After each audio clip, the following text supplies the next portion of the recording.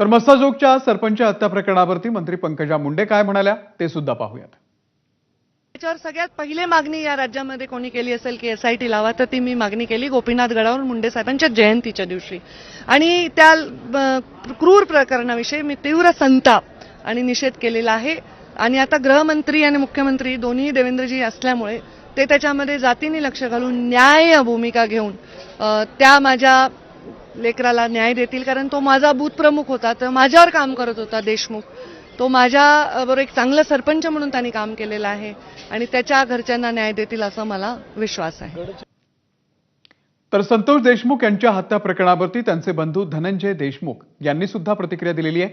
मुख्य आरोपीला अटक का होत नाहीये असा सवाल त्यांनी उपस्थित केलाय। तेच प्रश्न आहे ना सगळ्यांना पडला की आरोपी अटक का नाही होत, काय अडचण आहे आरोपीला अटक व्हायला, तपास करायला काय अडचण आली।